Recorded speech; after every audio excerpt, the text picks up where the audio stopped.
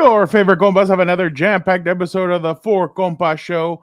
The preseason is finally over. Finally over. We will get back. We'll get you guys ready for cut down in the NFL. There's already a lot of stuff has been happening, especially in the last few hours. Plus, we will get into the latest happenings with the Chargers and the Rams after their games with the 49ers and Browns, respectively. And time permitting, we will get to our usual segments of Burial of the Week. And una más, I actually want to hear Vic's Burial of the Week, so I do want to see what he has to say about that. But Gilbert, how are you doing this evening? And do you have an engagement question for our viewers and or listeners? I do, but I have one complaint. I don't give a shit about cut down day. It's all the time. It's 1 minute. We have 5 minutes right until I could cut. Sorry, me, but I just don't care about cut down day. Maybe because I'm not a beat reporter anymore. I'm like man roster. Gilbert, your Wi-Fi is needs a little help right now. There you go. How about Fernando? Okay. You do the engagement question. I'm going to change the shitty Wi-Fi. And don't tell me about cut down day. Who gives a crap? All the good players made the roster already. Go ahead, Fernando. All right. The engagement question of the week is, who was the preseason MVP of 2025? Obviously, there's a lot of choices you got. You have Trey Lance of the LA Chargers, Stenson Bennett of the LA Rams, and Micah Parsons from the Tampa Bay Buccaneers, Jackson Dart from the New York Giants, and Travion Henderson of the New England Patriots. There's rumors out there that the dude that went to the the dude that went to, what a surprise. The dude that went over to the Quinshon Judkins could be headed back to college football. But somebody, you know what? Right off the bat, this is how we do things here. We just got started and we already have somebody calling in trying to talk to us. Let us get this individual in here. You guys know him. You guys love him. We love him. He's a friend of the show. From the Las Vegas Review-Journal, Adam Hill. Adam, how are you doing? Nice hat. Thank you. I'm very busy. I'm writing a story and participating in a very high-stakes auction league fantasy draft. But I figured I would jump on with you guys anyway. Adam, I just told Fernando and Victor behind the scenes that very slim chance Adam joins the show, but I'm not holding my breath after trading for Kenny Pickett, signing Amari Cooper. There's a lot going on, and you made time for us. I feel honored. It's a busy day. Well, I'm also doing a draft. Like I said, I'm sitting in front of the computer anyway, so if it was somebody else, I probably wouldn't. But for you guys, why not? We appreciate you, Adam. I mean, to me, the biggest story isn't even in the Amari Cooper. Jacoby Myers calls for a trade, and then the Raiders call his bluff by signing Amari Cooper. What do you make of the whole Jacoby Myers situation? First of all, I don't think they're necessarily related. They play for two pretty distinct. They play two pretty distinct positions. It's WWE move. You bullshit me, I bullshit you. Here you go.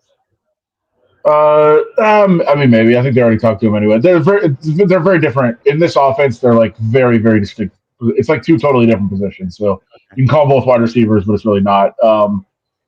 Yeah, it's interesting. I mean, I think it's been brewing for a while. Jacoby's been frustrated with his contract situation. There's no question. My thoughts on it are, Jacoby Myers sees himself as a number one receiver now, which he is the Raiders' number one receiver. And I think they said, show us again. Like, you've done it once.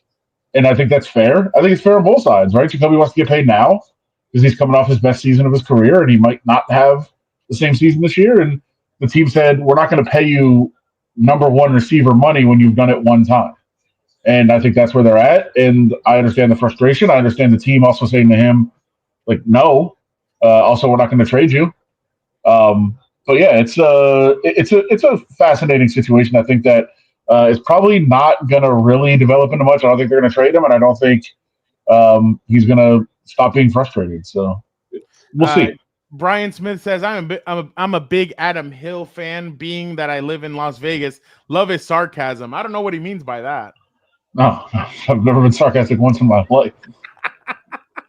Go ahead, Gilbert. Adam, part of me kind of, and it sounds weird to say this because I rarely agree with the Raiders' line of thinking, but the Raiders had the right approach to say, you're not a real number one wide receiver. You are on our Sure. team because we have a real number one wide receiver. You're Right. maybe two. You're more of a number three. But yeah, we're not gonna, give you the raise here, and we probably won't trade you because we need all the help we can get at the position. And like you mentioned, the Amari Cooper signing is different. But is that the right approach from the Raiders to say, yeah, you probably had some leverage here, but really you're not a real number one here? Yeah, I mean, I've said this. When people ask about Jacoby Myers to me, I've always said he's one of the best number two receivers in the league, and he's the Raiders' number one receiver, which is probably not the position you want to be in for the Raiders, but he's number one by default. I think he's a really, really good player, and also he does a lot of things that you don't talk about. I mean, he's a really good blocker, really good guy in the locker room, all those things, and I think that's part of what he's going. I think that's the case he's making to management as well. Like, dude, I've been the good soldier. When we had a receiver here who wasn't the good soldier, who was a very, very, very bad soldier behind the scenes, I was the guy that took over, put up the numbers, and was great in the locker room. And that's what you asked me to do, and I did it. And it was a new administration now, but he did everything he was supposed to, and now he wants to get paid for it. And the team's saying, yeah, not quite yet. Adam, I don't know. I don't know if you can say behind the scenes because I mean we all saw it on Netflix. That's true. I think it got even worse. It got even worse though. What do you think of the Jimmy G Davante Adams reunion? I mean, there's questions. I mean, I personally, and I'm not trying to wish ill on anybody. It's just how it goes. I don't think it's a matter of if Jimmy Smith or Jimmy G plays. I think it's when there's going to be something that happens where Jimmy G and Davante Adams are back on the field again. What do you expect if that ends up happening? Well, they already addressed it. It's fine, right? It was the dark cloud that was hanging over the organization here. That was the problem. It wasn't them. Oh, okay. And I guess we've all forgotten exactly what Devontae said on the podcast, and the fact that he signed off on Aiden O'Connell replacing Jimmy G, which is still funny, but yeah, it's all water under the bridge. I don't know if you guys saw that interview. That's where we're at right now. It doesn't matter anymore. Well, there was a play where Gilbert and we were at the joint practice between the Rams and the Saints, and he left one. Jimmy Let me guess. Hold on. Let me guess what he threw a hospital ball to somebody and almost got somebody killed because that's what Jimmy G does. That was Davante Adams. Yeah, of course. Of course it was. It's practice, Adam. He's just trying to practice a hospital ball. It's fine. No one's gonna get hurt. To get ready for those in the game. Yeah, it's okay, Adam. Maybe this is what headphones we're talking about. Oh crap! Hold on. Omarion Hampton is up for bidding right now, so I gotta be real focused. All right, then we'll talk while you're getting this draft going. But Gilbert, what did you think of AOC out with a broken wrist 6 to 8 weeks, and then now it's they trade for Kenny Pickett? That's Kenny Pickett's. He's been traded from Pittsburgh to Philly to Cleveland to now Las Vegas.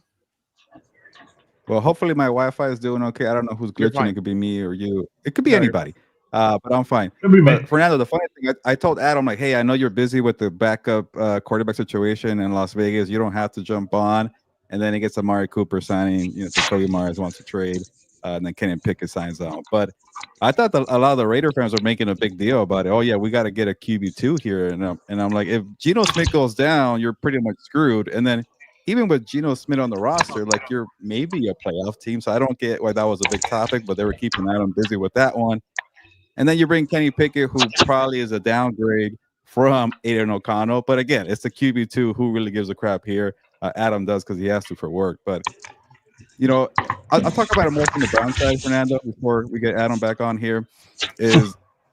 I love how the GM, Andrew Berry, kept telling anybody who will listen, we're keeping all four quarterbacks. We're keeping all four on the 53-man roster here. And I'm like, you're just trying to say that so you could trade for Kenny Pickett later on for a team that needs them, and that ended up being the Raiders. So, hey, Pete Carroll wanted an experienced quarterback. Kenny Pickett has it from starting with the Steelers and, a couple games with the Eagles. Was it last year? I forget. But honestly, I don't know. It's a move you needed to make, but it's not really going to help the Raiders. If he's in, then it's going to be a long season for the Raiders.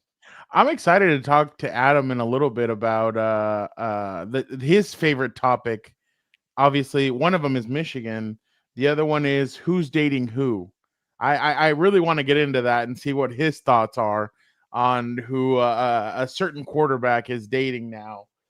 See what his thought process Well, is let on. him make a bid for Hampton, and then we're gonna hear about it. One, I want to know if he knows before the rumors came out if he knew the singer. I had no idea who she was, but I think I know where you're getting at, Fernando.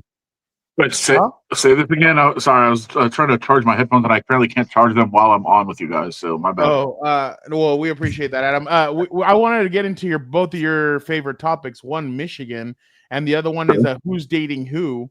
First off, with the Michigan stuff, Urban Meyer comes out and says he thinks Jim Harbaugh, former Michigan head coach, should serve a suspension in the NFL because he tuck-tailed and ran to the NFL from what is what did you make of that, Adam? I'm trying to. How many? I have to say allegedly. I remember people actually listen to lawyers can listen to things. Hypothetically, how many murders do we think Urban Meyer is responsible for? Okay. Said hypothetically. Said hypothetically. Like in what way? Like recruiting these people? No. Remember, he was a part of the Florida Gators. The Florida Gators head coach. By the way, that PR video that they brought out on Netflix, that was terrible. Terrible. Awful. That was so bad. They got into nothing. Nothing of what happened. It was produced by Florida people. Yeah. Oh, they just painted it like, oh, he had a system in there and he implemented it and the boys loved him and there was no problems. How many arrests were there on campus during his time? It was in the 60s, right? It was like 70s. Yeah, 60s, 70s. Yeah. Yeah. So who should be suspended? Who was bad for the game of football? Who was bad for society? Jim Harbaugh, who stole some signs? Okay. That everybody does. Gilbert, in the Aaron Hernandez buy-up that they did on Hulu or whatever, he knocks out a bartender and he ended up dead a couple days later. We don't know what happened, but Aaron Hernandez arrested, and one of the ADs from Florida shows up and he's like, Earl, I think we can let this go, right? He's like, yes, sir, we can. He's like, just make sure your boy doesn't do anything wrong. And he gets up and he leaves or whatever. Wasn't that also pretty bad to watch? I think I saw. Yeah. That guy's acting was terrible, but I just wanted to see what some of the stuff that they showed. But Adam, what did you make of a certain quarterback dating a certain TikTok star? Wait, hold on. I want to go back a second. Yeah. Because I'm not excusing what Harbaugh in Michigan did. Oh, no, I know you're not. I know I'm a Michigan fan. I'm wearing a hat. I'm also wearing a Michigan versus all y'all shirt right now. Because that, it's Michigan against the world with all the, everybody coming down or whatever. It was messed up. They stopped before they won the title. So I think this, whatever. But it was bad and it should be punished. And there should be repercussions and all of that. But the guy who decides to say something, okay, bro. All right, bro. Clean your own house first. Yeah. Adam, what did you make of the certain pictures coming out of a certain quarterback dating a TikTok star? I mean, that should be who TikTok stars are dating, right? They're the biggest celebrities we have right now. That's our TikTok star. She's actually a legit singer. Oh, she is? Yeah, Madison Beer. She's like a real artist. No? Hold on, Gilbert. Wait, what? Gilbert. I don't know. Come on, man. I've never heard of her until I saw TMZ report. I don't know. What does legit singer mean? Yes, I've been well aware of Madison Beer's work for a long time. She's very talented. Hey, I asked my fiance. I asked Caroline, does she have real songs? And she said yes. Okay, so I'm assuming she's somebody that's beyond. So does Rebecca Black, the girl that's saying Friday. It's Friday. She has real songs too. Okay. Well, I've never heard of them. So she does Brian and dance and follow lip singing and trending. Okay, I'm just trying to defend Justin Herbert's lady here, but that's it. She's a girl who wanted to be a singer, who decided to go through TikTok and become Instagram famous before, and then she put out her music because she was famous. and you would literally have never heard of her if she wasn't incredibly attractive. But is she like a legit singer? I don't even know what that means. I saw the bio. I don't know what legit singer means anymore. I mean, that's pretty much how. That's just how most people get famous, I guess. I thought she was legit. She's no Taylor Swift. Is that what you're saying? He's legitimately hot. Good for Justin. I thought Justin was dating one of the NFL Network girls, though. That's not a thing anymore. Allegedly. That's old news. All right. Did it end poorly? Or are we not discussing this? Did he upgrade? Is that what you're saying? I don't know if it was. We don't know if it was true or not. Whatever. I don't know. Well, if it was, did he upgrade? I want to know. Oh. Madison Beer is very attractive, Gilbert. There you go. True. It's an upgrade. Good for him. So that probably means Chargers to the Super Bowl? No, I don't know. Let me know in the comments. By the way. I mean, I still like Taylor's still more talented. So are we going based on singing ability? Is that who determines who wins the division? Star ability. It's part of the scale. It's attractiveness. Because I mean, Madison Beer would attract new fans, which is what the NFL is trying to do. Taylor Swift is kind of like a sponge. You've already kind of squeezed out enough from what you need from her fans. Now let's. I don't know. I don't know that I would compare the fan bases of Taylor Swift and Madison Beer. You never know. I know. Hey, TikTok's pretty big. She has a massive fan base. Who knows? Hold on, I got a bid on Travion Henderson. Did you get Marion Hampton or no? No, he got way expensive. I did not. $45. I don't even have $45 left. So, are you a big Omarion Hampton fan? Fantasy wise, I think he's gonna have a good season for sure. I mean, look, I wouldn't. $45 is the same price. I'm trying to find out who else went for about that. Like, well, I just meant like in general, like for this season. Brock Bowers went for 45. Amon-Ra St. Brown went for 52. Like, that's that area. I think he's going to be a good player. I think he's going to be very good. I think very interesting the rookie running backs that we have here in the AFC West to watch this year. I think there's going to be a lot of talent out there. Gilbert. So is this a dynasty or just an auction? Oh, just an auction for this year, and I have 3 drafts later tonight. But I'm trying to get these out of the way first. Fantasy football things are you in? We've talked about this, and I don't think you want. I mean, it's up this year. It's up to 80. It's 86 right now. Oh my god! And it's all for money, or just So from the 86 leagues you're in, I'm sure the people who are watching are not in one of these 86 leagues. Sure. Adam, do you want to give away one of your gem picks? That you're drafted on all 86 leagues? Well, here's the thing I would say. No, there obviously no. It depends how drafts fall and where guys come up, that sort of thing.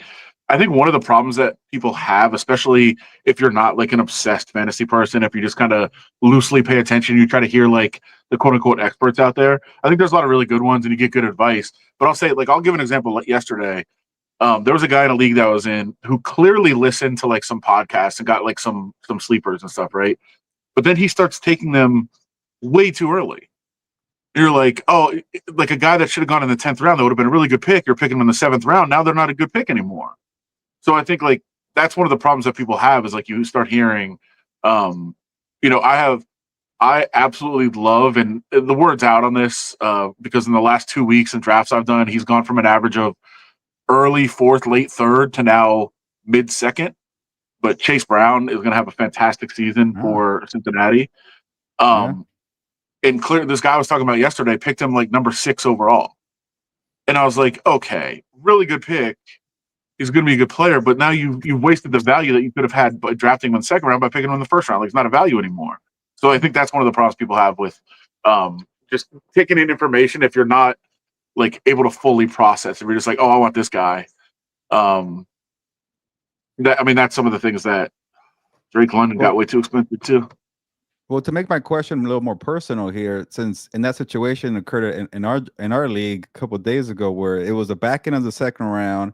I think I had the 2nd and last pick in the 2nd round, and I had a choice with Chase Brown, Kyron Williams, Bucky Irving. I went Bucky Irving, and the guy next after me got Chase Brown. Did I make a mistake?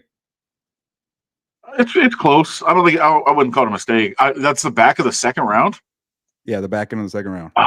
Chase Brown would have been would have been great there. That would have been a great pick. But yeah, I made a mistake. still, He you went make a right huge after my mistake. pick. That's why I was like, crap. You should You'll have be had all right. Adam join your league. Apparently, yeah.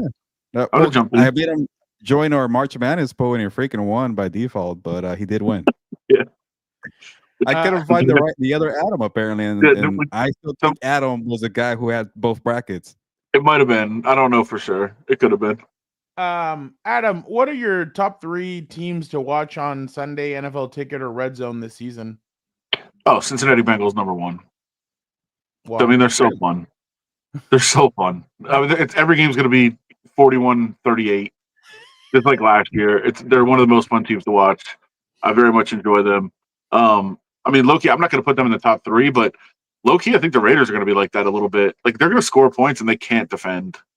So I think there's going to be a lot of shootouts involving the Raiders, which is so funny because it's so not what Pete Carroll wants.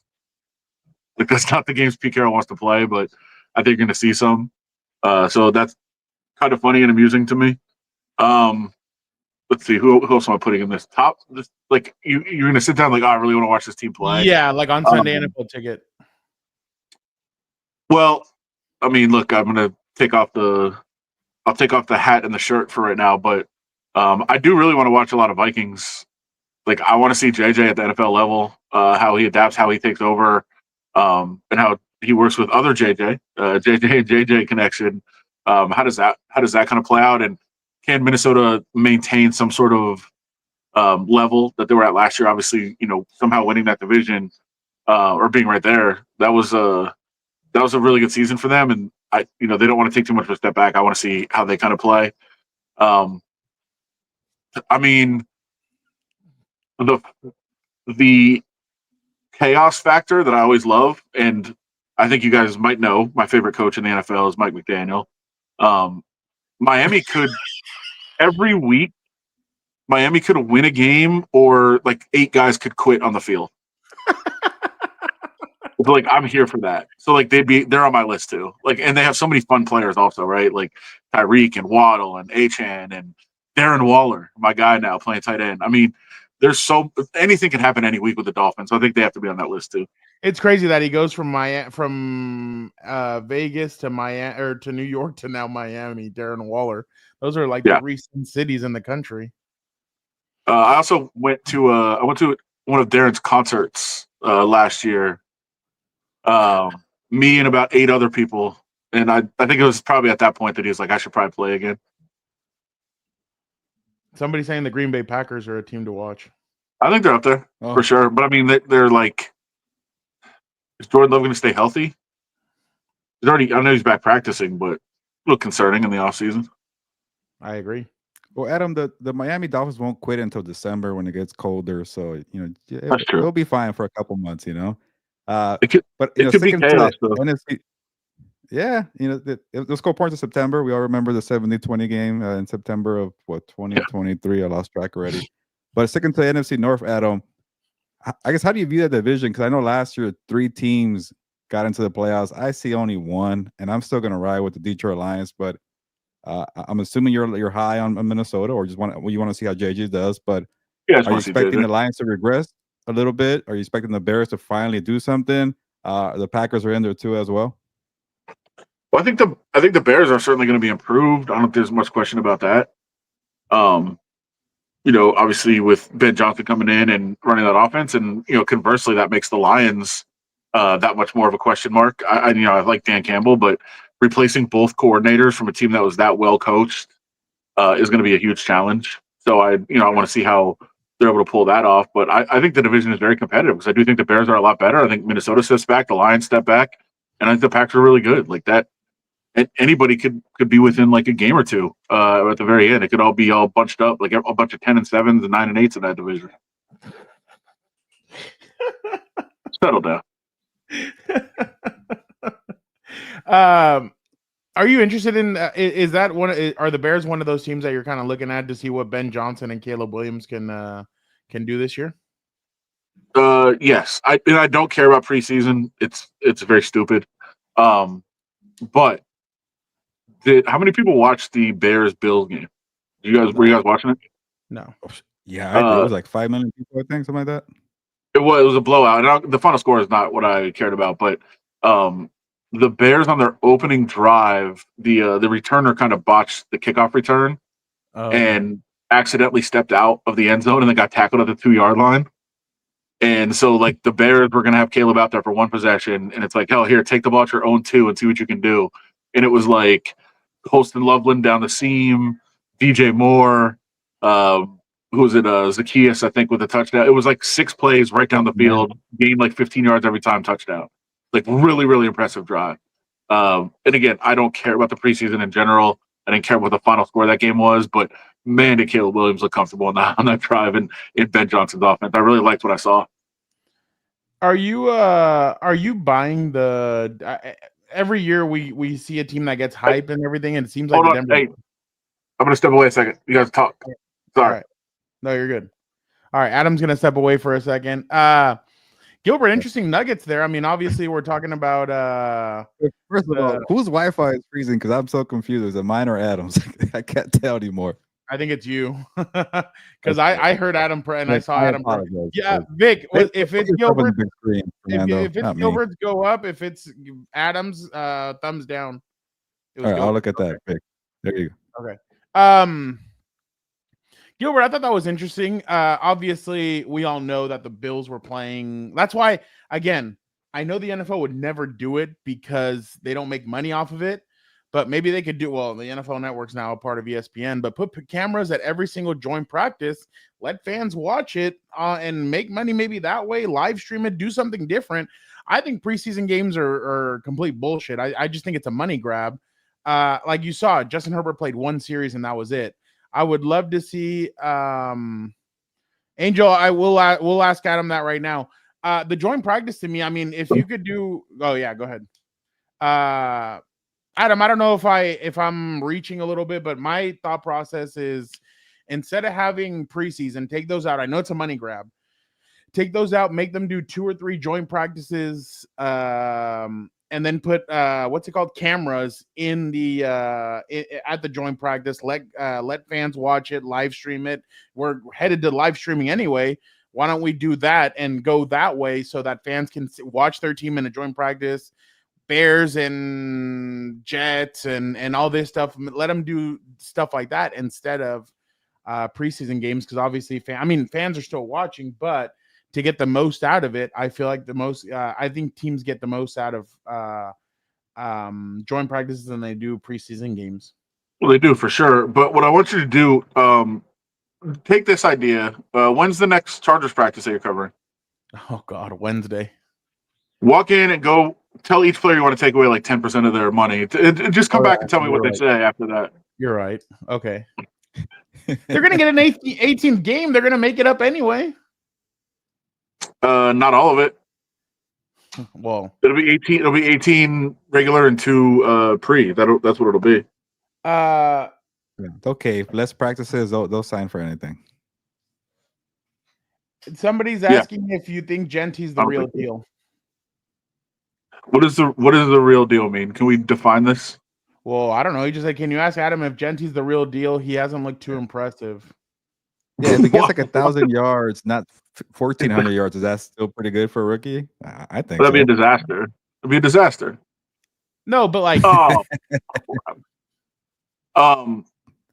that's the problem, right? So, do I think Ashton Genty is an unbelievable football player? Yes. Is he the best? Is he the best running back that was in the draft? Yeah, probably the best prospect of the last 3-4 years, at least since Bijan Robinson. All those things are true.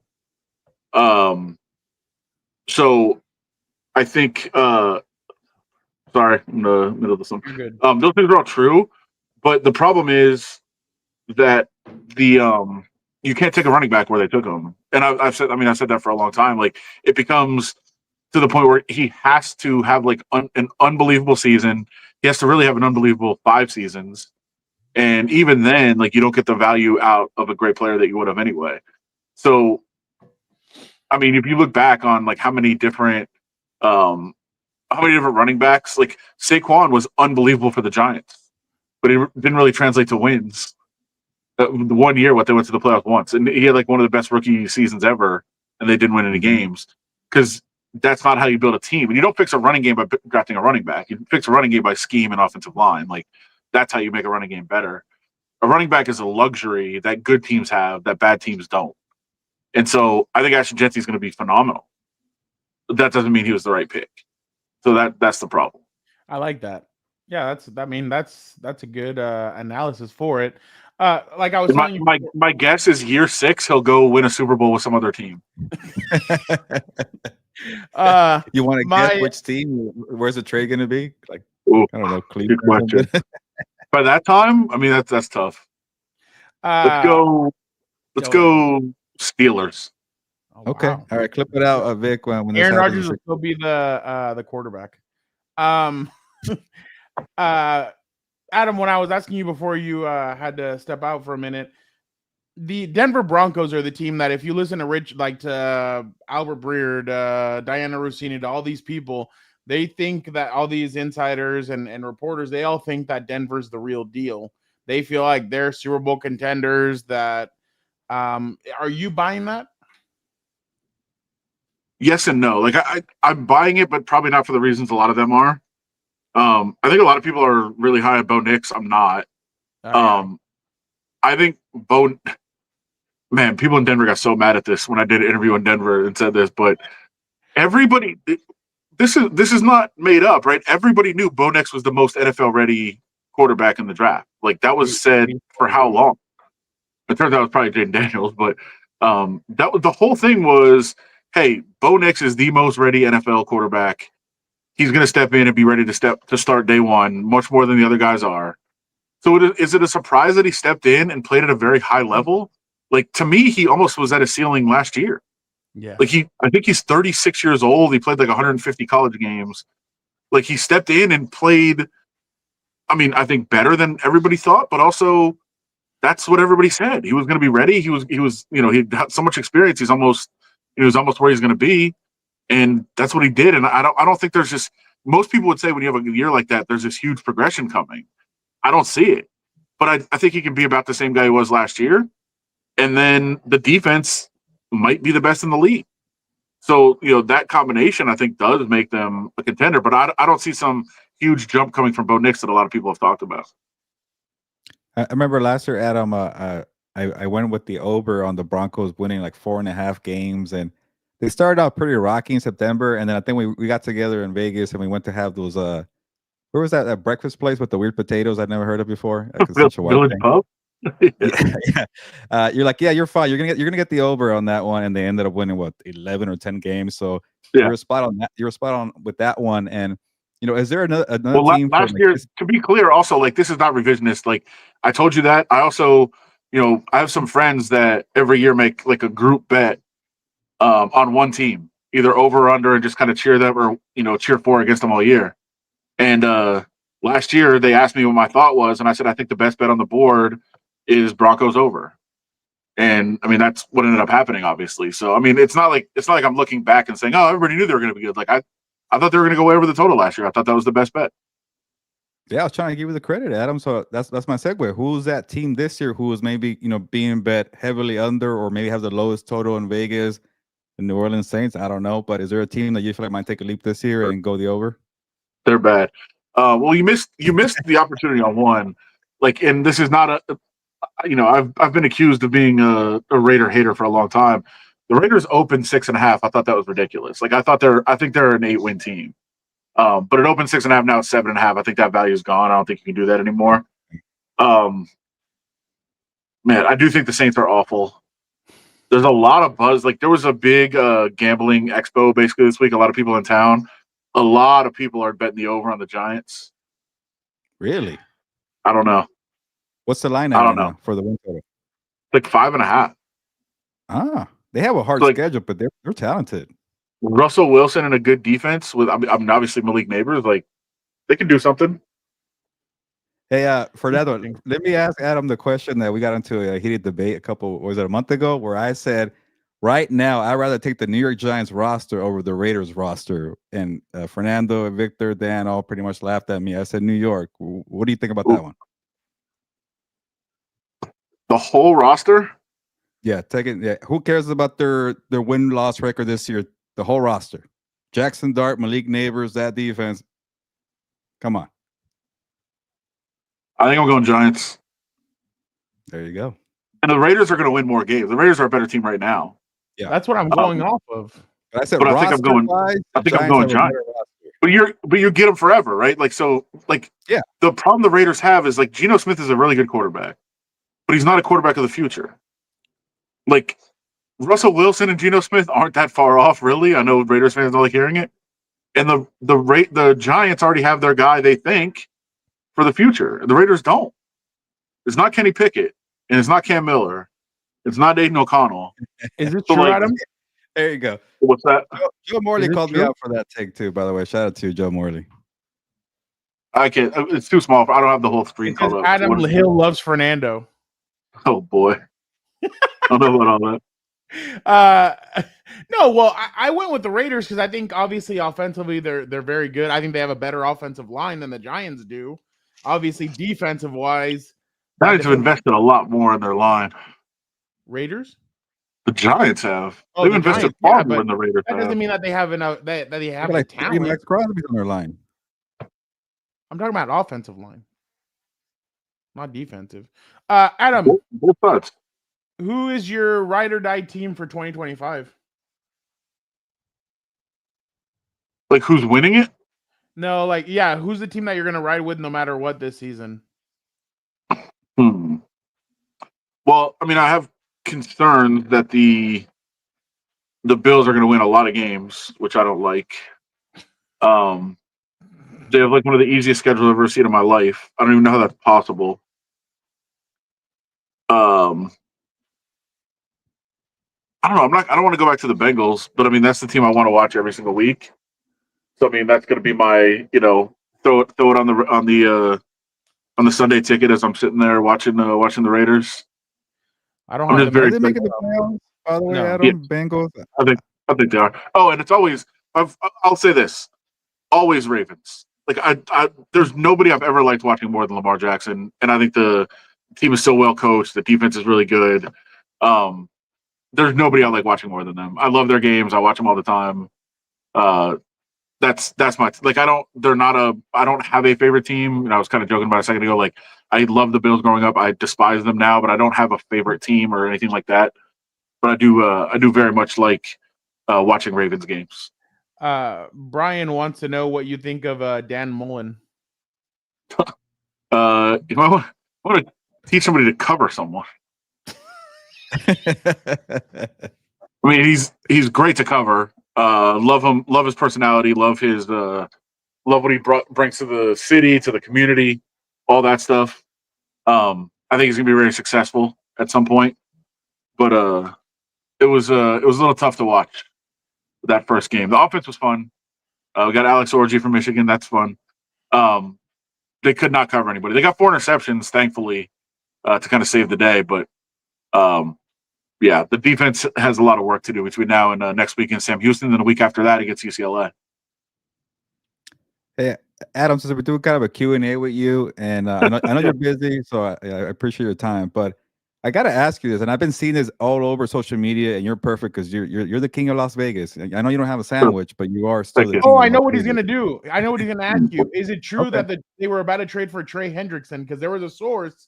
That was an executive asking. We don't need to talk about our friend and colleague on the show here because I am not going to do it. Hey, Mexicans make the best corn. No, I want to know, Adam, because I'm annoyed. I'm annoyed about this, but Adam Hill is 100 times better than Hondo. That's funny. Oh. Who? Go ahead, Adam. All over social media, Adam, and I know the RJ has been running with this topic too as well. But is Vegas really dying and hurting for tourism, and nobody's going to the entertaining capital of the world, and Sin City is dead? Because I think it's just overblown. Is Vegas dying? No. Is it hurting? Yeah. Yeah, for sure. I don't. This isn't a political show. I'll say there's been some decisions that have been made in the area where the Raiders are playing in week 3 that have not helped. International travel is at like an all-time low. for a lot of reasons. One reason, but yeah, it's slow. But we've gone through these before. We've gone through these ups and downs. We've gone through peaks and valleys. Vegas will reinvent itself. It'll figure it out.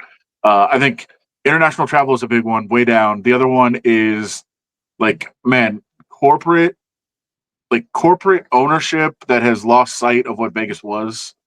You know, paid parking and resort fees and, you know, increased prices at restaurants and all that stuff, like, does not help. And I think the accountants will look at it and say, like, hey, once people are here, they're going to pay what they pay. Like, if it's a resort fee, if it's a restaurant's a little more expensive, like, you're already here, you're going to pay it. And that's true. The problem is, like, will you come back?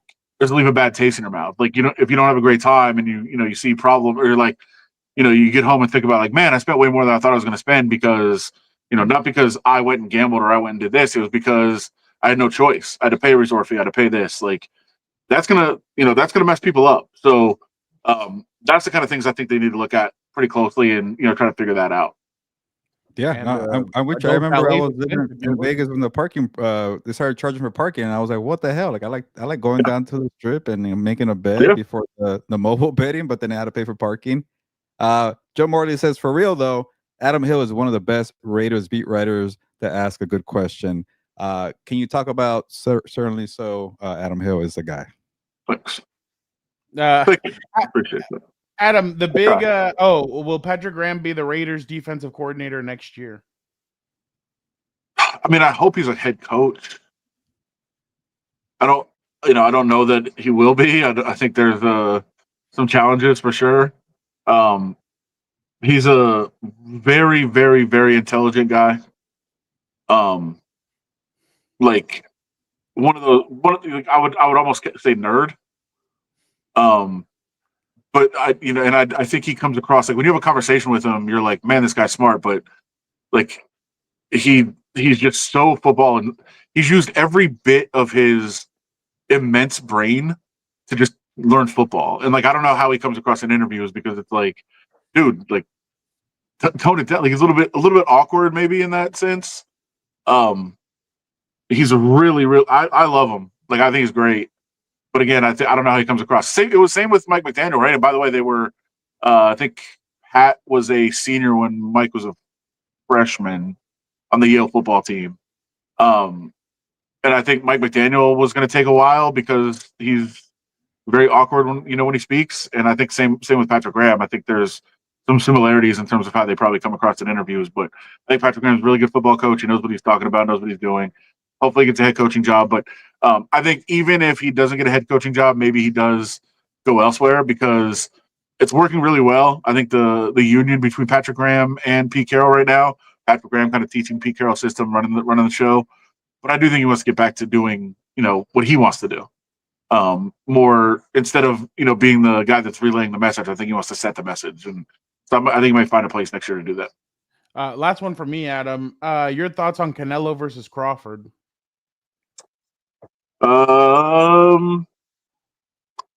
It's a great fight. It's going to be, obviously first ever fighting event at Allegiant Stadium. A lot of excitement for that. A lot of people coming in. It's cool that the UFC is running it. It's a little bit smoother than most boxing events are run so far, in terms of getting information, getting credentials, all those sorts of things. So that's important to me. But for the fans, I think they're going to figure out a way to put on, to make it. I know Dana White doesn't like stadium shows, but I think they're going to find a way to make it appealing on television. I think it's going to be good. I think it'll be a good fight.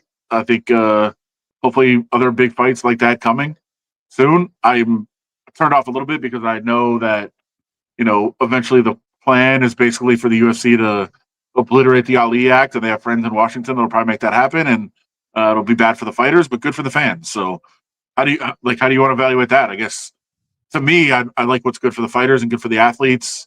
I'm always, I made a point. I know I'm going off, but I made a point a couple weeks ago on a podcast that when there's battles between, players and ownership, or, like the union and the owners, why on earth are there any fans that are on the owner side? Like, that's crazy to me. Like, why would you be for the owners? It makes no sense. And then some fan got all furious and like wrote me this long thing about because I want to see my players on my team and I don't care what happens to them. I just want them to be here. And I was like, wow, like that's crazy. Like I'm all for like I think NFL players are underpaid drastically. I think they should get more. I think the union has been bullied. I think they deserve a lot more. They deserve to, to get a lot more benefits and all those things. And like then this other side of I don't care about all that. I just want them to be stuck where they are and me and my owner get to control them. And like, I mean, I guess if you want to see the world that like cynically, I suppose, but I'm for You didn't people. watch the Jerry Jones documentary on Netflix and come away thinking I really like Jerry a lot more now. No. No. Gilbert, are you gonna throw that out to Adam or? I wanted to ask the question, Charlie, but I appreciate you giving us that money there. I think Adam earned that money, but if you want to, Fernando, you can find a way to ask it, but maybe not a good way to ask. But also, no, actually don't, because you're gonna put Adam on a tough spot there. But, Yeah, I don't want to put him in a tough credit spot. to Adam, and this is the last thing for me that you can get out of here, Adam. But it goes back to what you were saying about Vegas reinventing itself, and I think maybe it's not. Maybe the casinos are making things worse there, but the reason why I think it's a little overblown is like there's just too much sporting events in Las Vegas now. It's a sporting capital of the world. It feels like, at least to me, when you have, that weekend is perfect in September where you have Canelo Crawford, you got the Raiders in charge of Monday Night Football. I'm sure there's college football on Saturday, so there's just so much going on. And is that the UNLV game is no longer. UNLV game is no longer on Saturday. They had to move it. They had to move it for Canelo and Crawford. Oh. Is Canelo Crawford still in the freaking daytime? By the way, I forget about that one. They haven't announced the time. That's what I heard. Yeah. I heard it's going to be during the day, but I haven't seen it officially announced yet. I'm old school, man. Keep that thing at 8 p.m. Pacific. I'm drinking all day. Gilbert, shut up. I'm sorry. It's your podcast. Shut up. We have deadline, man. Like, we need it early. As a boxing fan, I want to be in the backyard with like a 24-pack of Modelo, waiting all night to see the damn fight. Guess what? You still can be. It's on Netflix. It's on any time. You can watch it whenever you want. Not live. How quickly you forget your roots. What a jerk. What a jerk you are. You know what? Those 10-minute deadlines I had after a fight, that really made me who I am today. I honestly, one of my biggest skills, I could thrive under pressure. I could crank out a story for 1,000 words in 15 minutes because of those boxing fights. But so can I. So can I. And I know I take a lot of pride in that. But we don't have 10 o'clock deadlines anymore on Saturday. It's 8 o'clock. So we need it early.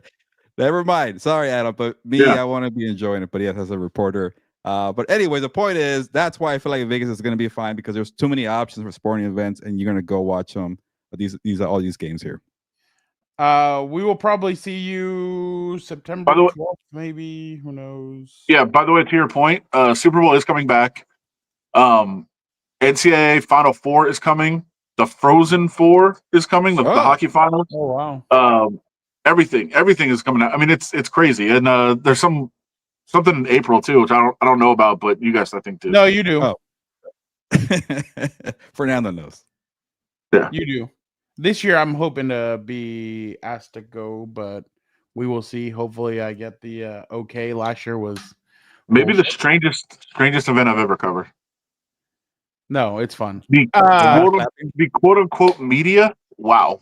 Okay, yeah, no, that part is like complete bullshit, but everything else is chill. Adam, just to let the folks out there, remind them it has been 2,094 days since.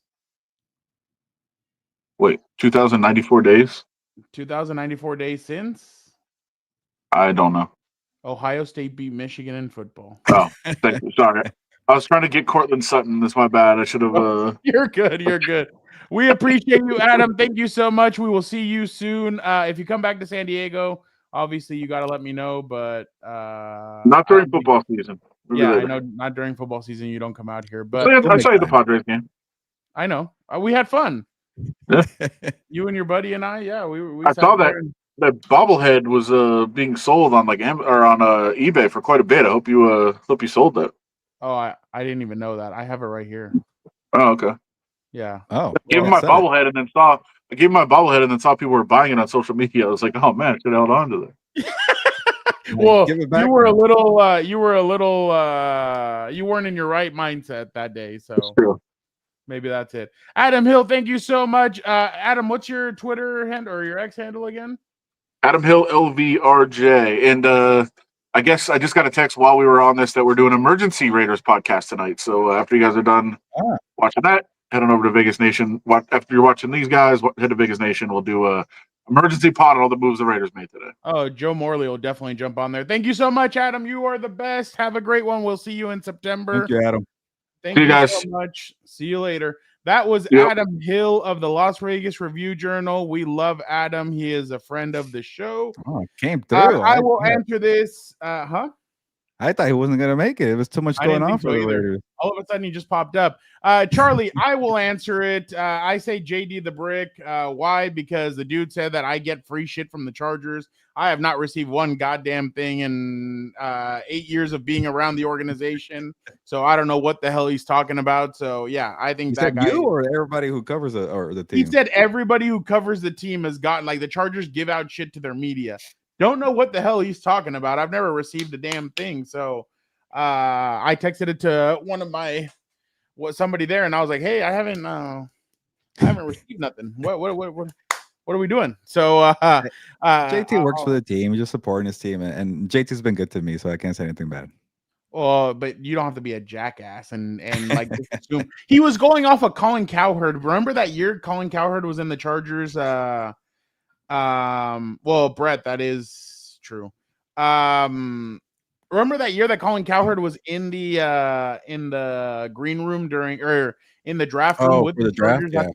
That's what they were talking about. They were like, "Oh, they let their media in the draft room." I've never been allowed in the draft room, so I don't know. I don't know what to tell you, my guy. But all right. Why don't we bring in Vic, the producer, and we will wait for Dan to get out of practice and see what he has to say for us. So let us get Vic in here. Vic, how are you doing? That was a really impromptu. You guys made me work there. I love it, man. I got to show off my producing skills there, so that was pretty cool. You were ready, Vic. I gave you very little last warning, and you made it happen. Yeah, no, that was awesome, man. I love Adam. Like, honestly, out of all the people that we've met, that I've met through you guys, he's honestly one of the coolest guys. Having to get to talk to him at Radio Row is one of the best experiences too. So it's always fun. It's always fun talking with Adam. Yeah, and honestly, like I can talk to him because one of the things that he gets into that I love to talk about is just like the nitty-gritty stuff. Like, he loves special teams, so anytime I can talk to him about special teams is honestly really cool. So I sent him that clip of or not that clip. Remember one time Bill Belichick was asked about special teams and he answered for 9 minutes. Like, that's how long his quote was. That's exactly what I sent it to Adam, and Adam's like, "Oh, I love this." And then I just start laughing. He's like, "This is what people should be asking about." Yeah. All right. Real quick, Vic, can you take this off real quick? Yes. Look, yes. I think we're being had by Jerry Jones and Micah Parsons. I think it's all a show. I think it's all a skit. I think it's all bullshit. Why? Listen to him on the Stephen A. show. How do you view Micah Parsons? I know you think he's a great player and very, very important. I consider him the face of the franchise. What do you say to that? I'm glad that you recognize that. We got him for 3 years, no matter what. He's not going anywhere. Exactly. Somebody comes along with a couple of Pro Bowlers and a couple of first-round picks, Jerry. What you going to do? Here, no, don't got this thing. There's static coming in here somewhere. Getting overrun here. I'm just asking. And then he talked too loud for an old man. That's why. Well, and then on the same show, this is the explanation he gave for watch this. In the spirit of not doing the old mother-dad deal. How many times have you seen the little rascal so clever go in there and mama told him, you're not going to get it. And goes in to daddy, who only sees him after 5 in the afternoon, wants to love him, and says, you can have it, son. You can have that before dinner. And he goes back in and says, Mama, Daddy said I could have it. That's the old mom, dad, been around since the beginning of time. So Jerry's his daddy, and hold on, Vic, one more. And David Mulugheta is his mommy, I guess, or vice That's what he was versa. going with. I was trying to keep up with it. That's what it sounds like to me that he's talking about, and Micah's the child. But then what happens at their preseason game over the weekend? Yeah. There is Micah Parsons' mom and Jerry Jones. Now, Michael, why aren't you out there playing? You act like you want some money or something. Now, listen. If somebody had wronged me, my mom would not be all chummy with him, saying hi, taking pictures, hugging, all this stuff. It's just business, Fernando. Just business. I get that, but I think we're being had. I think he's going to sign that contract the Wednesday before the season starts. I think that handshake deal is true. They've had it. I think David's been very quiet. And in the past, we've heard David come out and he'll throw out a jab or something if an owner wrongs him or whatever. I think this has already been done. I think Micah didn't practice because Micah didn't want to. Now, is it going to cost Micah to get back into shape? I do think so. And again, I remember Eric Weddle told me one time, you guys don't see what happens behind closed doors. We're working out, we're doing stuff. We could be in shape and you guys don't think we are. So we never really know what's happening behind closed doors. But I truly believe that we are being had by Jerry Jones and Micah Parsons. But before I get your guys' thoughts on this, let us bring in the energy of the show. Let us bring in Adam Hill's back? and the myth, the legend. Exactly. Pour a 40 out to our boy, the Hulkster. Yeah, of course this guy doesn't want me on anymore. He wants our yes men on here. We just had Adam Hill on for about 40 minutes. He says hi. Shout out, that's my boy. He was on here, and Dan, I just posed this question to Vic, Gilbert, and now to you. I think we're being had by Jerry Jones and Micah Parsons. I think the deal's already done. He said we have Micah under control for the next 3 years. I know he's talking about the franchise tag for the next 2. I don't see that. I think the deal's already done. He hugged his mom. Dan, you already know. If somebody had wronged you or me, do you think mom's going to hug them and be all chummy with them? Definitely not. That ain't happening. So I think they just want to be in the spotlight. I think they want to be in I think that Jerry loves the headlines. Again, would Jerry Jones take not being in the headlines for 3 years and he gets to win the next 3 Super Bowls? I don't think that would happen. I think Jerry would not take that. Vic, do you think we're being had by this or by both of these guys? Oh man, I keep going back to something that somebody said. I'm sorry, I don't have the credit to give them because I forget who it was, but someone said, I wouldn't be surprised if all this was just to promote the Netflix documentary, and eventually it's just gonna get done right before the season starts. So yeah, exactly. Like Jerry Jones literally, like Charlie Sinclair here says, Jerry Jones literally released a documentary within 10 minutes of the episode 1. He said, it's all about the soap opera and being in the news 365. That's honestly what it is.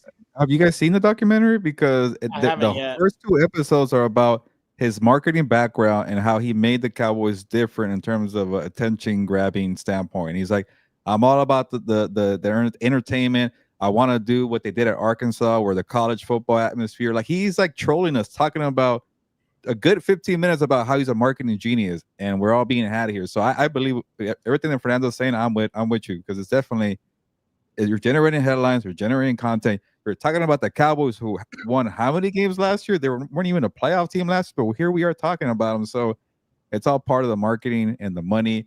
Hey, but I'm not mad at it. They're worth $12 billion with a B. Yeah. Dude, that's hilarious though. Brett, you need to go to confession for that. That's terrible. Come on. Take the high road. He's a marketing genius, marketing a bad product, because clearly the wins aren't coming. So, I mean, really, what does this even mean? Like, that's great. Everybody talks about the Cowboys. What do? They mock the Cowboys half the time because they haven't been relevant in like recent years. So I don't even know what we're even talking about. Like, if they are fooling us, like, this is the dumbest thing to possibly do to stay relevant. Like, how do you stay relevant? Hey, it's wins and losses. No one cares about whatever hot mic you're doing, because most of the time they're mocking them anyway. Their own fans are probably saying to take them off life support and everything else. So, I mean, it's just idiotic to me, really. Vic, can you take this off real quick? Yes, So okay. obviously, we're just gonna do quick hits today. That's kind of where we've been at.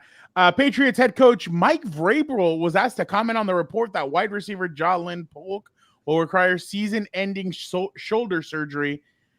Why is Fernando bringing this up? Listen to what Mike Vrabel says when mentioning this. There's a report today that Jalen Polk will have to have season-ending shoulder surgery. Can you add anything to that?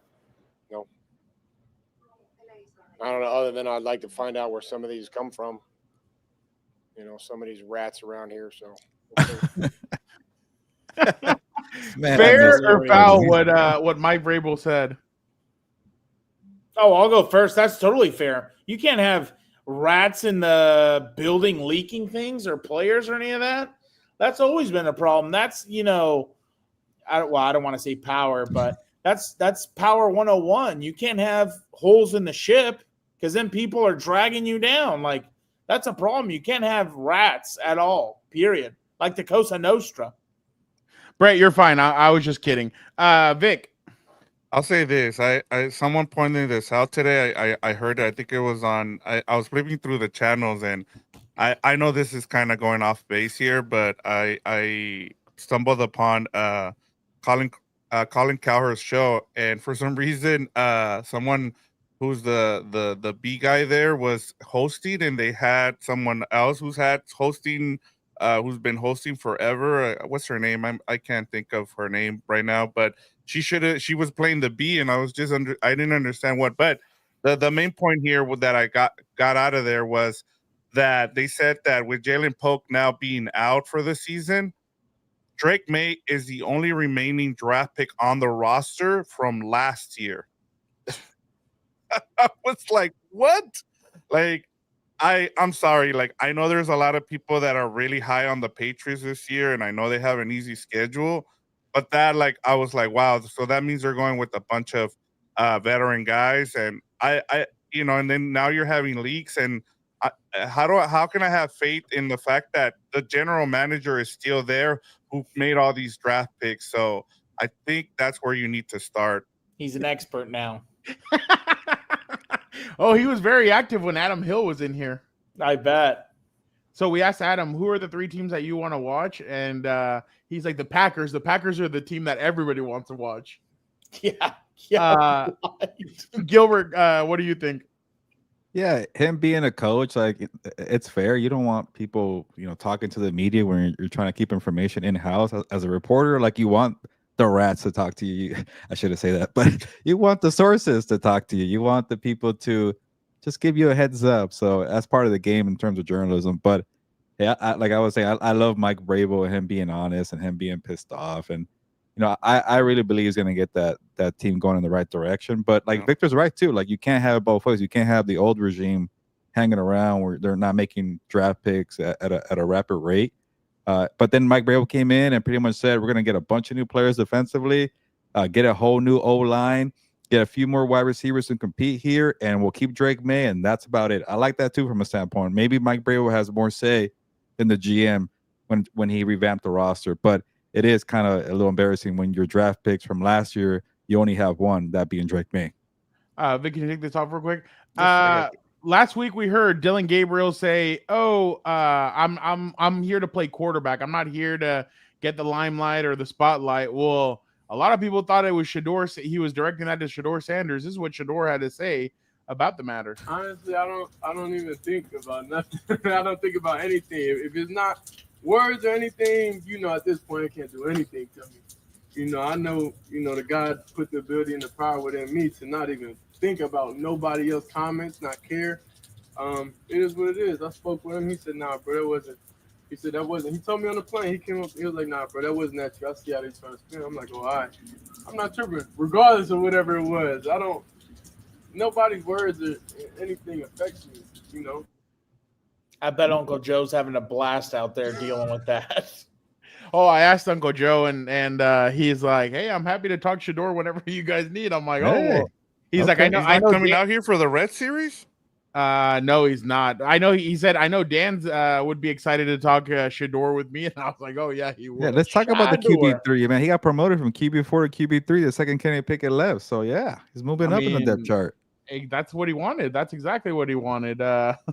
Anybody have any thoughts on this, or do you guys want to move on? I'm so over the Browns QB2, QB3 competition. Exactly. It was fun for a couple of weeks, but until Joe Flacco gets hurt or the Browns lose 4 games, we'll talk about it again. Who starts more games this year, Shador or Dylan Gabriel? Dylan Gabriel. I think that the team likes him better. Probably out of spite. Let me ask you guys, who's they kind of have like this thing where they do the whole analytics thing, right? Somebody on Twitter put, I don't know who, they said Angel Reese and Shador Sanders have the worst fans in all of Jesus. No, because it kind of reminds me of the whole Tim Tebow thing, like in terms of like how fans feel about these players. But like the reason I asked that is because I want to know who's more in charge here. Is it Kevin Stefanski or is it the front office here? Because this is the kind of thing that I run into with Dodger fans too, where it's like people keep hammering, Dave Roberts when it's clearly the front office is running things. So who's running things with the Browns? Because I think that's going to be the biggest decision is whether or not it's Dylan Gabriel or is it Shador Sanders? Because if it's Kevin Stefanski, I could see, he's going to go with the best player that can win them games. But if it's the front office, they're not going to care. I think he's been a good soldier, and that's why he's still there. And he's had moments where, like when they almost beat the Chiefs a couple years ago in the playoffs. I think he's been a good soldier, and that's why they've kept him around in a sense. So I think the implosion is going to be hilarious. That's what I'm waiting for. Let's get there. Well, Myles Garrett's only re-signed because they're Super Bowl. They have a vision. They're Super Bowl contenders. I guess he was watching draft day when he signed that. So I don't know. Who got the better end of the deal today? Was it Scary Terry McLaurin signing his 3-year, $96 million deal, or was it Trey? Sorry, Fernando, to cut you out because you guys brought up Myles Garrett. Did you guys know Myles Garrett has been stopped 8 times for speeding? Like I had no idea until I read that. Did you see the clip? Jesus, huh? Did you see the clip of him at Browns practice? Being asked about it? Yeah. Yeah, I did. And then when I saw he got stopped 8 times, I thought the reporter was actually fair to ask right away. So, Dan, he gets asked, I've never been in a situation where I drive over 100 miles per hour. Like, what is that sensation like? The only thing I'm going to talk about is whatever's happening on the field or my foundation happening this weekend. No, I get it, but like, what's the sensation? Like, what's it like to have been pulled over? You're going 94, 95, 96, and he goes, 98. He goes, again, I only want to talk about my foundation or whatever's going on on the field. That's crazy. Come on, the fans want to know. You've been stopped 8 times. I'm surprised they haven't just gotten him a chauffeur yet. But that's kind of a Cleveland thing because if you notice, like Shador also, like there's been a lot of players. Johnny Manziel got in trouble for that. Oh, it's also a Georgia thing, I guess, too. I don't know. They like to do some other things down there. Allegedly. There was a lot of allegedlys with Adam on here, Dan. It's been everywhere. Who do you what did you guys make of both contracts? I mean, who do you think got the better end of it? Scary Terry, I'm guessing, is your guy. So Dan, it was a 3-year 96 for Scary Terry, and it was a 1-year 30 for Trey Hendrickson. So Hendrickson could be a free agent next off season. Yeah, obviously you have more years on there, more guarantees. Yeah, 100%. You get to leave Cincinnati and the Chico there, Mike Brown. You get to leave in a year. I'm surprised he didn't just leave. Why would he want it? Well, I guess whatever. I guess this late. Trey Henderson, though, he got like a $14 million raise. It's not a bad thing, and then you get to leave. Yeah. Vic, same thing. Yeah, I'm with him. I mean, you get to almost $30 million, and I think that's the biggest thing. I think you get to leave Cincinnati and finally be done. I think what sucks is that how Adam was talking about how a lot of fans usually side with the owners instead of the players there. Like, you kind of feel like you try to be loyal, and then even when you're trying to be loyal, you still like the it's just a business at the end of the day, and so you have to do what's best for you and your family. And that's why I'm like, hey man, like if that was the deal you made that you're able to get out of there, good for you, man. And I'm sure someone else will give you or pay you what you deserve. Okay, let's do a rapid fire. Vic, can you take this off? You don't have to put it got you. back on here. I think we'll write it out with videos. Dan, did you know today on WWE they took a shot at Gilbert What? on Monday Night Raw? I must have been writing it. Oh, Dan, look at this. Say it. Sports Illustrated says it. We don't care what Sports Illustrated has to say. Yes, we do. I agree. I can't agree enough. I can't agree enough. That way I quit seeing his stupid rankings and his stupid, I forgot what else. Especially when he predicts the Chargers season. What did you say, Gilbert? Give me more context. What were they talking about? So what's her name? Exactly, what's her name? Brett. What's her name was talking about? Becky was talking about how she's the best out there. So basically, Nikki called her Charlotte's little pet. She's like, I remember when you were sitting in the back, Charlotte would be talking to everybody, and you'd be in the corner asking Charlotte, "Oh, is it okay if I talk?" And she's like, I'm the best. I'm the best out here. Even Sports Illustrated knows that. And she's like, nobody gives a shit about Sports Illustrated. Nobody thinks you're the best. And so that was basically the context. But this is the best on the mic. I'll give her credit for that. Nikki's. Oh well, yeah, Becky's. No, really I mean Becky Lynch. Nikki for the women's side. All right, let's go real quick. What are the top landing spots for Shilo Sanders after he's cut, according to Hard Rock CFL? The Saints, the Steelers, the Broncos, the Buccaneers, Publix. The AAFL. Is that still around? I forget what it's called. No, the CFL. Oh my God, this was so good. Oh, they think you just go back to the practice squad? What the hell is Publix? Is that like a streaming app? It's a grocery chain. Yeah, grocery store. Oh, that's funny. I thought that was maybe Dion Jr.'s company. Yeah. So I thought that was pretty funny to see what he had to say. Listen to this. So we all know big game coming up this weekend, Ohio State versus Texas. We get to see Arch Manning finally start. Well, Pablo Torre had Arch's former head coach on his show, and he said, listen to the lengths that Nick Saban went to try and get Arch Manning. You know, a moment when Nick Saban came and all of the Nick Saban assistants call him daddy, which is maybe we don't need to go there this episode. You know, Nick Saban wanted Arch, and maybe if he had gotten him, he'd still be coaching, but he didn't want to appear to want Arch. Like he kind of like wanted his presence to be enough. And, you know, meanwhile, Pete Golding, who's like one of his assistant coaches, is the one tasked with landing Arch. And it's getting down to the wire where Arch has got to make a decision, and they're doing a Zoom. And nobody, not even the family members, knew where Arch wanted to go or what his preferences were. Like some of the family thought that Georgia was a good fit because he'd be coached hard. You know, other people thought that Alabama would be good because he could be coached by daddy. Oh my God. Better to prepare you for the NFL. Texas was kept lingering. And, you know, everyone wonders, like, what is a modern recruitment like for a guy like him? And it got so tight that Pete Golding was on a call with Arch Cooper and Nelson Stewart, a Zoom.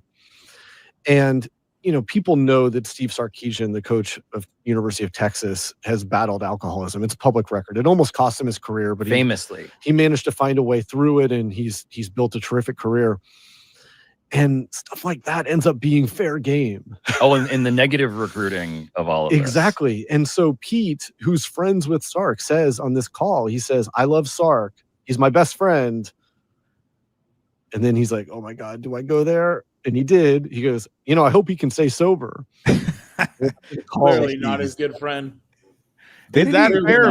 He Alabama for a bit? I forget. No, that's foul, dude. He was the offensive coordinator after Jalen Hurts and all them. Was it Lane Kiffin? Left? Sorry. Kiffin. Yeah. Lane Kiffin. Jeez, that's a low. Yeah, that's foul, dude. You don't do that. Yeah. You don't do that. And hey, also, you know, hopefully he can stay loyal to you. I mean, he couldn't stay loyal in his marriage. I mean, that's the type of same boundary we're kind of going through, you know?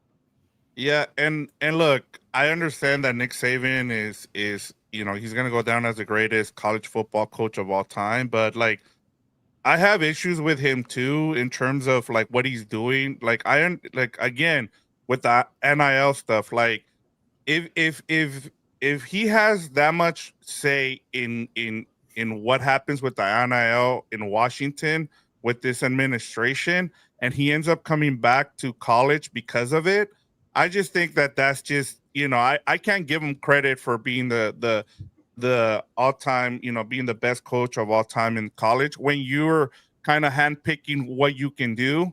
That to me is kind of cheating the system. And so, but that's for another day, and we'll get into that at another time. But I just and then this stuff coming out too, it doesn't make Nick Saban look good either. I just thought it was hilarious, his meltdown with Pat McAfee. The only way we cheated was bringing and developing players, and we had structured programs. What did Shane Gillis called them Alabama Jones, and he threw a fit about it? Oh, maybe it was Shane Gillis then. Maybe it was Shane Gillis. Yeah, you're right. You're the same one. Yeah. Dan, I know you're a big John Gruden guy. This is him with Will Howard. Look at this. Cover 3. Hey, cover 3. Hey, Kane. Hey, we got 82 sailors. They just want the cover 2. They just want the cover 2. Easy. Hey, we got 72 Yahoo. Silva. You like it or love it? I love it. Okay, have a seat. It's finally not a clapper here. I could have watched this guy all day, dude. It's hilarious. Dan, are you guys ready to eat a W? Because we are back to eating W's. My boy. Touchdown connection right. Look at this, Dan. The word I want to use, I shouldn't say. No. Okay. You paused it like that. You made it weird, Fernando. I know. Real quick, last few. Matt Leinart's kid was asking Alexa what Alexa thought of his dad, and let's hear what it says. Bust. Who's Matt Leinart? Sports.com. Matt Leinart was a Heisman Trophy-winning quarterback at USC and a top 10 NFL draft pick, but his pro career didn't amount to much.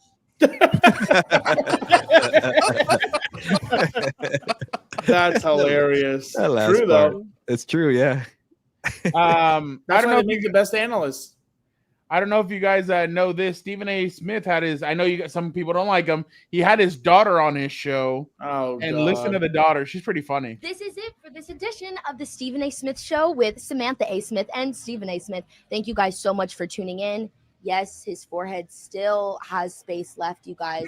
There will always be space. No, he cannot afford a hair transplant. Keep watching so he can afford it. Thank you guys so much. I'll be back next week probably. Don't miss me too much. Go follow my Instagram at official.samantha. That's crazy. Still going. And maybe I'll let you in there if you guys find it. Keep on the lookout. Thank you guys so much. Have a blessed afternoon, and we'll see you next time. Bye. Yeah, she's a natural. No, hold on. Her forehead is just as big. What is she talking like? It's a daughter. Come on, Dad. So, I mean, and then listen to what she had to say. I'm not here. even going to touch. I'm not even going to. Why- Oh, God. Don't steer. Why is Love Island so popular? Don't you want to find love? Exactly. I have love. I don't. Put me on Love Island. That was a joke. No, he's like. This He's is like, that. oh. This is steer.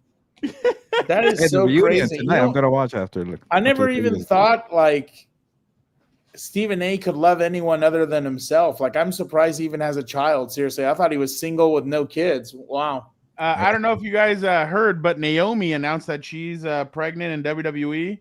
Oh, yeah. Listen to what she had to say on. I mean, this is a clip. But saw listen it. to how Jimmy reacts to what she says. Jim, he like to Netflix and chill, if you know what I mean. On the bright side. How many That's kids does he have now? hilarious. He has 2 with his ex-wife, and now he has 1 with him. Roman has 5. Jacob Fatu has 7. So that's pretty The interesting. bloodline is strong. Yeah. Yeah, didn't the so crowd say that's what like she said. That's what OTC or the bloodline continues? Yeah, that's what she said. Gilbert, I have an idea for your guys' fantasy league next year. These guys have to eat Big Mac. The person that eats a Big Mac the quickest is the one that Draft order? Oh, yeah, that'd that's be the so draft order. easy. Wow. Yeah. Yeah, Big Macs are not that big, I guess. No, it should be a double quarter pounder. That that's should tough. be the That'll be tough. that should be the test right there. And then finally, last one, Okay. got to pay respects up to my guy Bernie Hulk Mac. Hogan. Well, Bernie Mac passed away several years ago. I love this. I thought you were gonna pull the one from Transformers. No, that one car was good. salesman. No, this one I saw. I thought it was great. Yeah. But okay. Thank you to everybody for tuning in today. Next week is the Carne Asada episode of Compas on the Beat. We will go through our full predictions before the season, and then next week we will inform you guys how the shows are going to look moving forward for the rest of the season. So make sure you guys tune in next week to the Carne Asada episode, because we will be going through a bunch of stuff and our predictions. And obviously, like I said, on top of that, we're going to announce what our shows are going to look. Brett, tomorrow is the next What's Up Bolts. I'm sure the next House of Horns tomorrow as well. 53-man roster analysis. Yes. So, Brett, we will have the cut down edition tomorrow. It seems like the Chargers are the only team on this godforsaken planet that are waiting until tomorrow. So we will do that tomorrow. Again, Brendan Rice. Huh? Brendan Rice. Exactly. Well, show some. I mean, Oh, sorry. Yeah, exactly. Yeah, show some respect to John Cena's bitch over there, or the Rock's bitch. My bad. I'm so exhausted. We appreciate everybody. Thank you so much to Adam Hill for jumping on. That was awesome getting to talk to Adam. Dan, you're gonna have to go back and listen to that. Adam has some good pieces. Somebody says, "I love his sarcasm," and Adam goes, "What sarcasm? I've never been sarcastic a day in my life." So make sure everybody tunes into that next week. Carne Asada episode. Did we say Monday or Tuesday? I can't remember. Tuesday. Monday's Labor Day. Oh, Labor Day. Thank you. Yes. Tuesday, Carne Asada episode. Make sure you guys tune in at 5:30, I'm guessing. What's the earliest we can have Dan on? I think that's like now. Yeah, 5:30. So you guys are gonna have to kind of roll without me. Yeah. So, but he will jump in there. He will talk. So we will do that with him. Again, thank you guys so much. You guys are the best. For the time being, we got to get out of here. Gilbert, ¿sabes qué? Vámonos. Yeah. Thank you to Adam for jumping on. Thank you to Dan for jumping on. Like, Dan, I'll give you a compliment. Like, it felt like when we had Adam, like when you're watching a UFC card and you get this great co-main event, and like, damn, that was a good fight. And then like, wait, there's more. There's a main event. Then Dan jumped on. That's what it felt like. Hey, Dan, closer. You're the closer. Shout out to you. I'm not going to talk trash about your the company. I was going to close out like that. Don't play the music. That's it. But time to get going. Ya nos vamos. Pues vámonos, Dan. Have a final say.